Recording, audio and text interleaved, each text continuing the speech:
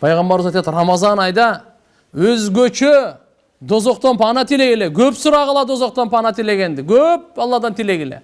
Бейишти көп сурагыла, бейишти көп сурагыла.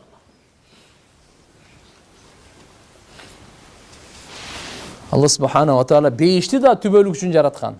Дозокту да түбөлүк үчүн жараткан. Бейиштин рахаты түбөлүктү, дозоктун азабы түбөлүктү.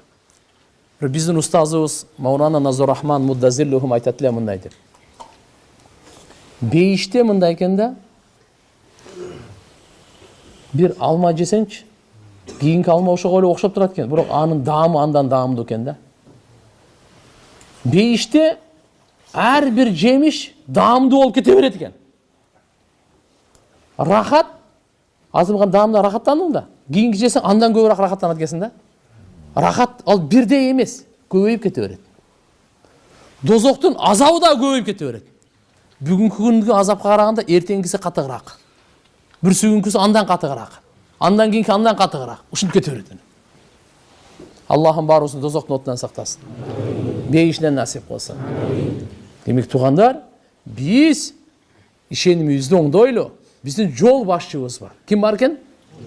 Мухаммад Расулуллах. Жол башчыбыз бар. Пайгамбарыбыз саллаллаху алейхи ва саллям бизге жол көрсөткөн. Жуунгандын жолун көрсөттү. Кийингендин жолун көрсөттү. Сүйлөгөндүн жолун үйрөттү. Мамиленин жолун үйрөттү. Ибадаттын жолун үйрөттү. Кулк мүнөздүн жолун үйрөттү. Акча тапкандын жолун үйрөттү. Акча сарптагандын жолун үйрөттү. Гүлгөндүн жолун үйрөттү. Жылмайгандын жолун үйрөттү. Ыйлагандын жолун үйрөттү. Кайгыргандын жолун үйрөттү. Пайгамбарыбыз саллаллаху алейхи ва саллям үйрөтүүчү болуп келген. Үйрөтүүчү болуп келген. Иннама буисту муаллиман. Өзү айтат. Мен үйрөтүүчү болуп келгенмин.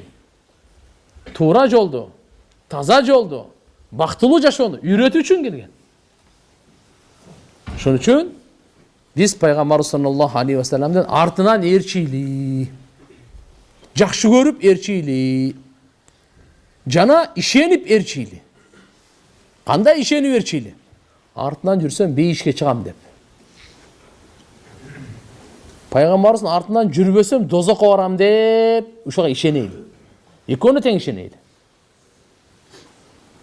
Пайгамбарыбыз айткан: "Менин бардык үммөтүм бейишке кирет, 100 үйргөндөрдөн башка." 100 үйргөндөр ким дегенде? Ким мага баш ийсе, ал бейишке кирет. Ким баш ийбесе, ошо 100 үйргөн деген. Ошол 100 үйргөн деген. Ошон үчүн иншалла ар бирибиз ошо отургандар мейли окуучу болобузбу, мейли инсан, кандай инсан катары Пайгамбарыбыз саллаллаху алейхи ва салламдын артынан ээрчим, ошону кармайын бер болот. Алла субханаху ва таала баарыбызга товфик берсин. Пайгамбарыбыз Мухаммад алейхиссалам айтты: "Ирхаму ман фил ард, ярхамукум ман фис сама. Ар-рахимун ярхамухум